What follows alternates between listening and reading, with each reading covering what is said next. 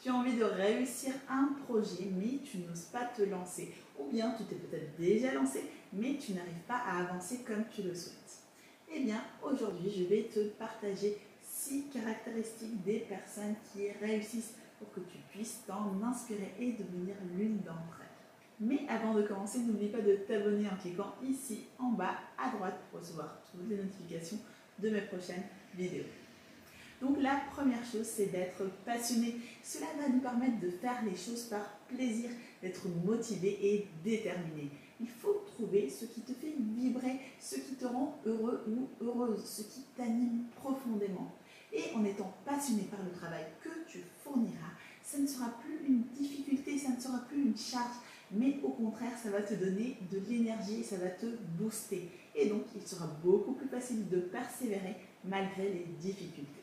Alors la deuxième chose, c'est de travailler sur soi. Si on veut faire des choses extraordinaires et on a un grand rêve, on doit devenir cette personne qui crée cette réalité, cette personne qui va faire les choses qu'elle n'a jamais fait et qui va travailler avec dévouement pour y arriver.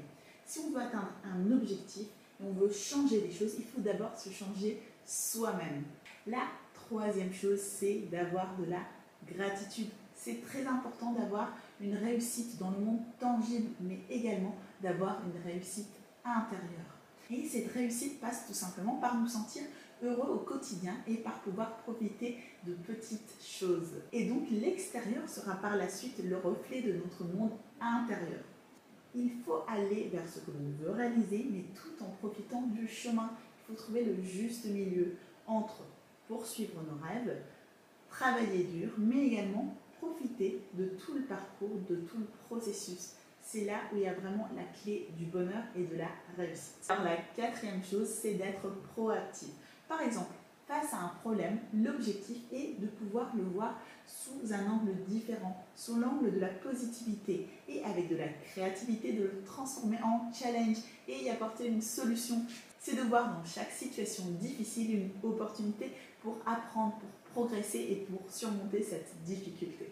La cinquième chose, c'est de développer sa foi et sa certitude, de savoir que quoi qu'il en soit, tu vas réussir à atteindre ton objectif, peut-être pas du premier coup, peut-être pas dans les délais que tu t'es fixés, mais tu vas y arriver. C'est d'avoir la certitude, c'est vraiment de se dire que peut-être je n'ai pas les connaissances, mais je vais aller les trouver. Peut-être que je n'ai pas les moyens, mais je vais aller les chercher. Peut-être que je n'ai pas encore développé toutes les qualités nécessaires, mais je vais travailler sur moi pour les bâtir.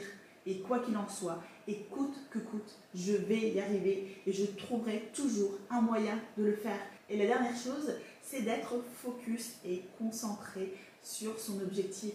Ne pas laisser les autres te déconcentrer, te proposer d'autres projets qui vont t'éloigner du tien. Fais une ou deux choses et travaille uniquement sur ça. Donc il y a deux façons d'être focus. Il y a un focus à court terme. Par exemple, je vais travailler 2 heures par jour sur l'écriture de mon projet, sur l'écriture de mon livre. Ou bien aussi, il y a le focus à long terme. Et c'est de savoir qu'est-ce qu'on va faire la prochaine année. On est focus sur toutes les choses que l'on va devoir mettre en place l'année prochaine pour y arriver. Bon, en tout cas, j'espère que ma vidéo t'a plu et surtout qu'elle t'a servi. Donc, n'hésite pas à me lâcher un like en signe de soutien ou bien sinon à la partager si tu penses qu'elle peut inspirer d'autres personnes. Je te dis à très bientôt.